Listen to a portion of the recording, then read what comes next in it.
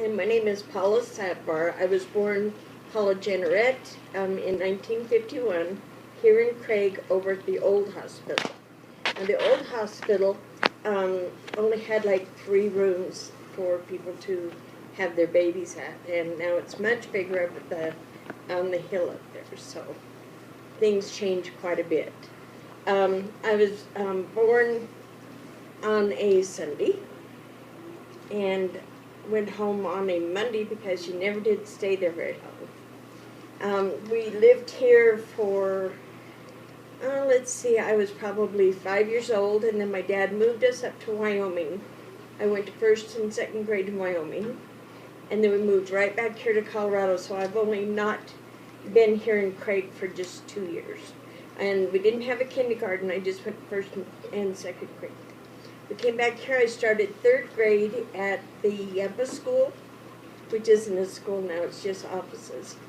And then when I was in the 7th grade, I went to the Breeze Street School, which is down Park. It's been torn down.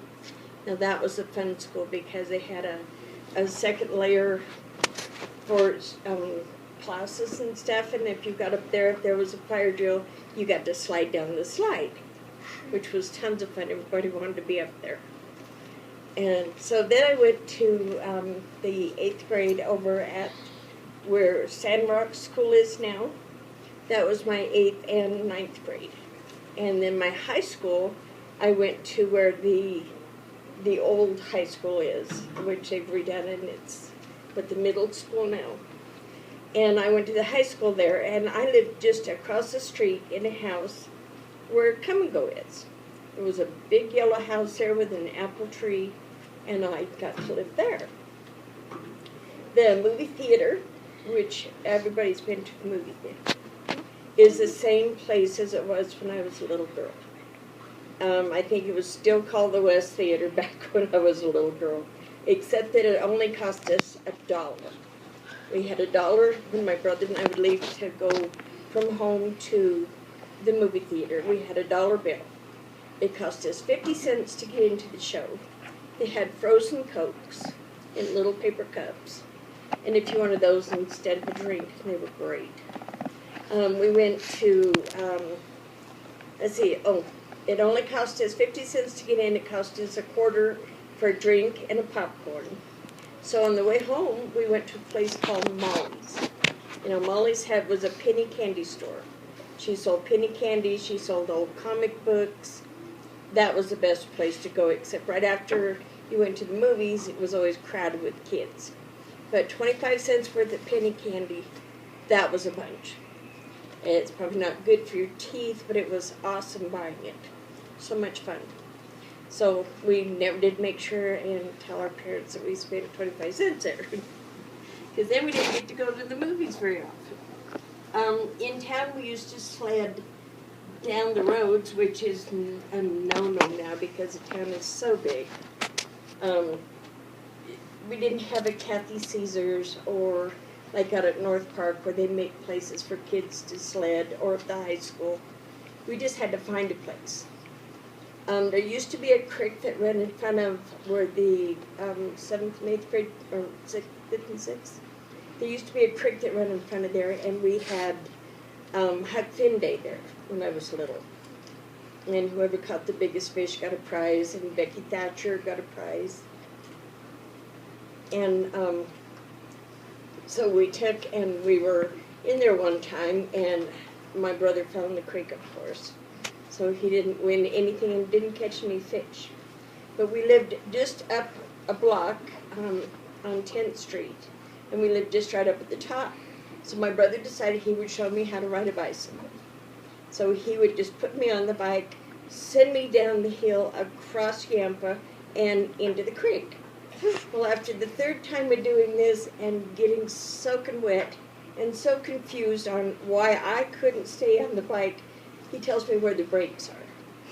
So learning how to ride a bike, you know, back in those days, we didn't hardly have any traffic, no big trucks. So, you know, you could zip across streets and you wouldn't get hit by a car. It was taking a big chance, but it's better when you know where the brakes are. After school, sometimes we would go to a place called Paula's Drugstore. Great place. Fresh limeades. They had Red Rivers, which was like a cherry Sprite. They had things called Green Rivers, which was, they were green, and they were like a limeade. And they had fresh limeades, which, you know, they squeeze them and then put the other juice and stuff in. Those were great. Now, school, like how you kids are, and you dress very nicely, but we were not allowed to wear pants. We always had to wear dresses. And when we walked to school, because our parents back then didn't just get up and hurry us and take us to school, we walked to school. And I lived over here and went clear over where Sandrock was.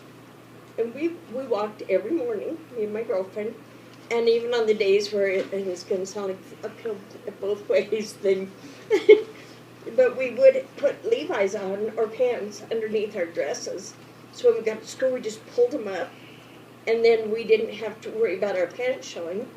Because it was 20 below, you would freeze. So that's how we got to go to school.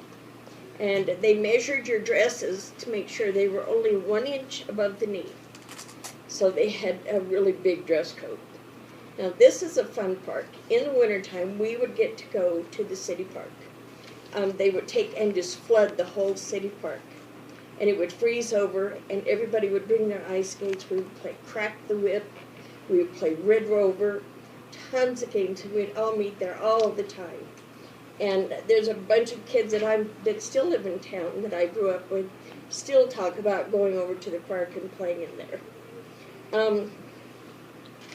Let's see. We had circuses every summer, and they were down by, I guess where the old Remax building was, right on the corner. There used to be a vacant lot there, and they would have circuses there all the time. We had a ride and tie parades. In the summertime, it would be in July. We would have ride and tie parades, and we would have a ride and tie rodeo where the kids could be in the rodeo or adults could be in the rodeo. And that was just once a year, you only got that. But it was lots of fun, and we enjoyed it. We went camping in this area. We went fishing in this area. And it was great, too. It was so much fun. Where the post office is right now, does everybody know what the post office is? Yeah. Well, there used to be a Safeway there. That's where the old Safeway was. And out in front is where they used to put all their Christmas trees and try to sell them in the wintertime. My mom bought my brother an alligator. Hunter loves this story. And it was about this long when she bought it for him. And he was not very nice. Well, he got out of his cage one time. And we didn't find him for like a month.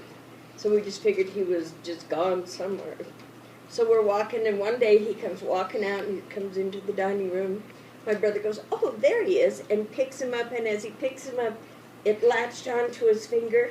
So he's swinging his hand like this, whipping that alligator back and forth, going, "Oh my gosh, it's stuck on my finger."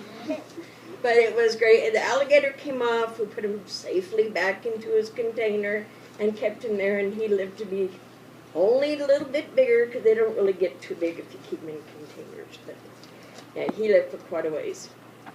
We used to have a creamery here in town. Now that was a fun place to go to. You got to get ice cream, you got to get fresh milk, you got to get fresh cream, fresh butter, and you had this box that sat on your front steps, and it had these little tags, and when you opened up these little tags, it would say milk or butter, cream, ice cream, chocolate milk, and then you put out which tags that you wanted to. You sit them on the outside of your container, and then when the milkman would drive by at 5 o'clock in the morning, he looks at all your little tags, and he goes, "Oh, well, these people need 2 things of milk," which were in glass bottles back then, not in these little paper things. And he would leave us anything that was marked on our thing. So he would leave, and we would go out in the morning and get all our stuff out of our box that we needed. Well, one day we went out there, and the only thing we had was chocolate milk. And my mom said, "You know, I got milk." She said, "It's for your kids' as breakfast." Well, I never drank chocolate milk. I'm allergic to it, so I had to just have a little muffin and biscuit or whatever Mom gave us, and We went to school the next day. She puts out her little thing and it says milk.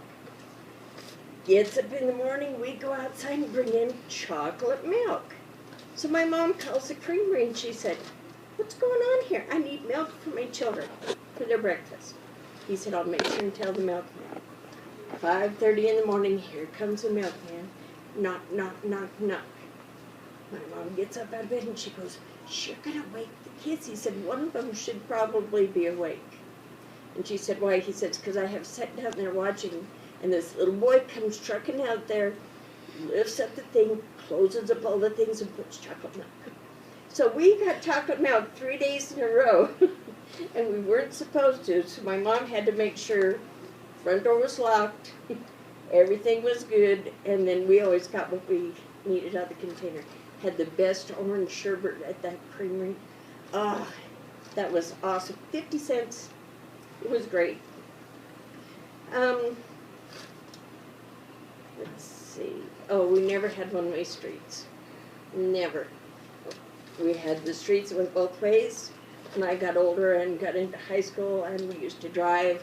We would drive up and down the same street. Now we had to drive up, go around, and come down, and come back up, which I guess is a scenic view, but that's about all we had. And we played football out in the street. A bunch of us kids in the neighborhood there was no cars. You know, we'd always watch the cars. Just we'd go out in the street and play football. And my mom, she would always laugh at us and tell us, "Get out of the streets, play in the backyard." But you know, it was just more fun if you just played in the street where no one was bothering you. So when I got older, I had a construction job, and I was working out by what used to be the B&B drive-in, and then it was the mom and pop's little store. It was a barbecue place out there. And I was out there, and I was a flagger working for a construction crew. And my mom drove up, and she just laughed like crazy. And I said, "What are you laughing for?" And she said, "I keep telling you, quit playing in the streets." So I was still playing in the streets. So this must have been a bad habit. You know, back when I was younger, it was okay in a smaller town with hardly any people to ride your bike all day long, and your parents never worried about you. You didn't have a cell phone to call home. If you needed anything, you had a dime with you, which were what phone calls used to cost. You'd go to a payphone, you'd make your phone call home if you had a problem. If not, you were home, you know, by 3 o'clock or whatever time your mom thought you'd be home. Molly's was excellent. They had what they call licorice pipes. They had candy on a paper. Now these were just, and you can buy these now, but they're just not the same, trust me. They're like a little piece of paper with these little colored candy dots, and you peel them off and eat them.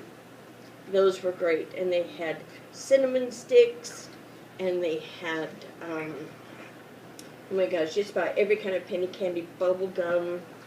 You know, I mean, it wasn't like jelly beans where you just, you know, or we didn't have the little coin turn machines and you get a handful, maybe 6 of them for a quarter. Everything was just a penny, except for the comic books, and those were a nickel. And I still have some of the comic books. They're very old, but I still have some. See what other kind of candy?